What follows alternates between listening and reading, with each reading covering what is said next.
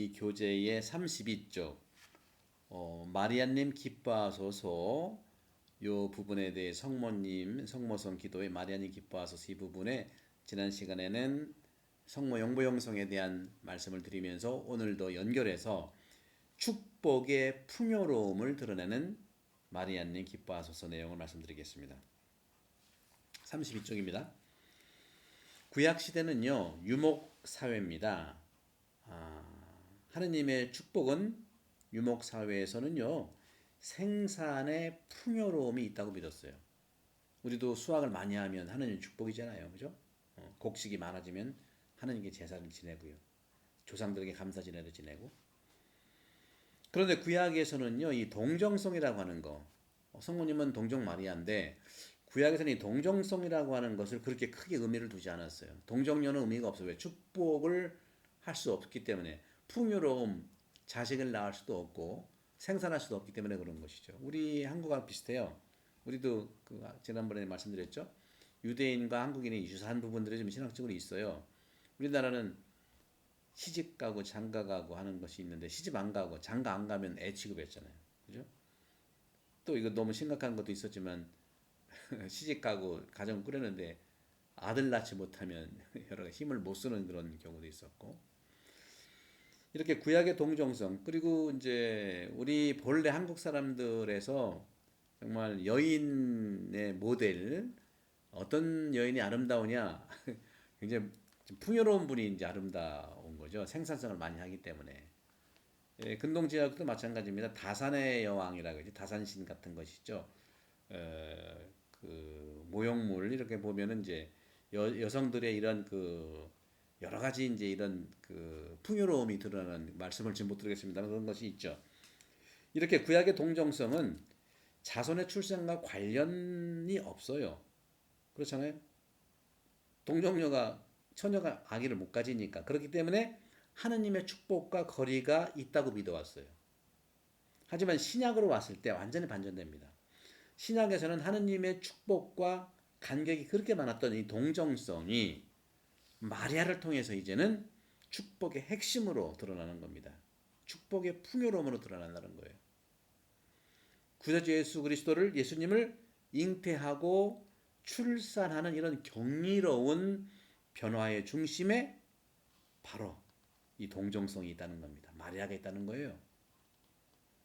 축복은 그래서 이 동정성이 경이로운 변화의 중심에 있고 축복의 뿌리가 되었는데, 이 축복이 바로 예수 그리스도의 강생 성령으로 인한 동정 마리아의 몸을 최고의 생산성으로 뒤바뀌는 역전의 드라마가 된 것이 바로 마리아님 기뻐하소서 하는 성모 영보의 영성이에요.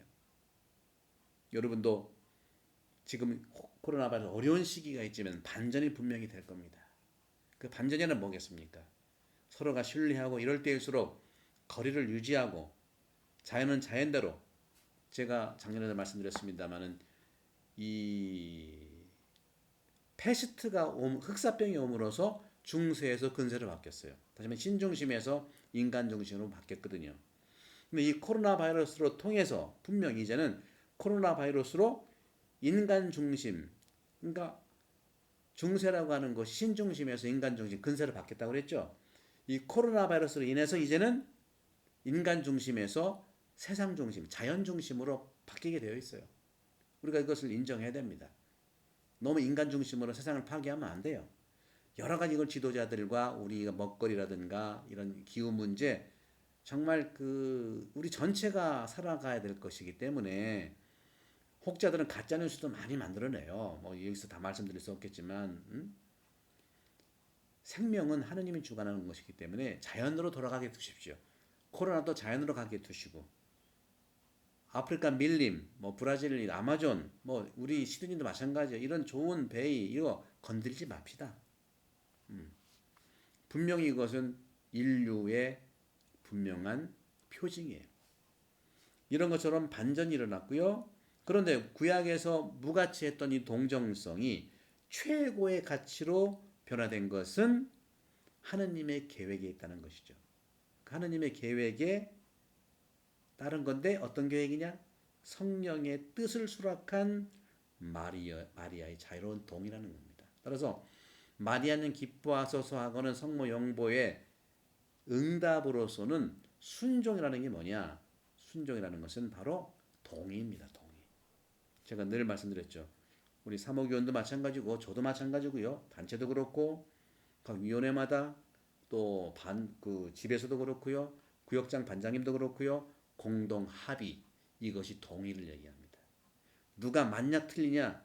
그 방향은 제가 이제 알려드릴게요. 그러나 방향은 제시하지 그 방향이 갈 수 있는 방법은 여러분들이 합의하는 게 중요해요. 무엇이 맞고 틀리는 게 없어요. 서로 합의해서 이해가 된다면 그 방향을 가시면 되는 거예요. 이게 성모용보의 핵심적 우리 레주 단원들이 살아갈 가치들입니다. 하느님은 인간의 자유를 무시하지 않으세요. 어떤 꼬마가 그랬어요. 엄마, 정말 하느님이 계시다면 세상이 왜 이래? 아픈 사람들이 있고 코로나도 왜 이렇게 오고 하느님 정말 우리를 사랑하시는 거야? 하고 물었대요. 그러니까 어머니께서 대답을 잘 할 수가 없으시잖아요, 이거. 그래서 제가 이제 그 유튜브라든가 이제 포털 사이트 이제 검색을 해보면 그분이 그렇게 얘기를 하시더라고요. 나도 그래 자녀한테 나도 엄마가 책을 봤는데 그 책에서 이렇게 말을 하는 게 나도 공감이 됐단다. 하느님은 우리를 만드셨고 우리를 미워해서 멀리 계신 게 아니라 우리에게 자유를 주셨기 때문에 멀리 있는 듯한 느낌을 갖고 있지. 우리가 잘못할 때마다 우리를 자꾸 뭐라고 하고 우리를 간섭한다면은 하느님은 우리를 진정으로 자유를 주신 분이 아니라고 생각해. 그러니까 하느님은 우리에게 자유를 주시기 위해서 우리를 간섭하지 않기 위해서 멀리 계신 듯 우리는 느낄 수밖에 없어. 그러면서 하느님은 우리에게 소중한 자유를 주셨단다. 그러니까 우리가 그런 자유를 잘 사용할 수 있지 않겠어? 그래서 그런 부분들이 저도 이제 이 유튜브를 통해서도 이제 하는 부분들이 있습니다만은 그 부분들을 저도 이제 검색을 하면서 이제 봤는데 저도 이제 그 점이 좀 그 와닿아가지고 제가 이제 이걸 해봤는데 그걸 제가 읽어드릴게요. 한번 여기 정확하게. 언젠가 덧봉이 엄마에게 물었지. 덧봉이는 자녀의 어떤 닉네임 같아요. 엄마, 하느님은 모든 걸 다 할 수 있다면서 왜 사람들을 아프게 해? 아픈 걸 그냥 보고 있어? 신기하게도 그때 엄마의 고민도 똑같았단다. 엄마도 답을 모르는 질문이었지. 항상 엄마 마음속에 있던 질문이었는데 오늘 책을 읽다가 조금 해답을 얻은 것 같아. 덧봉이의 질문에도 조금 도움이 되었으면 하는 마음으로 책의 구절을 여기에 옮긴다.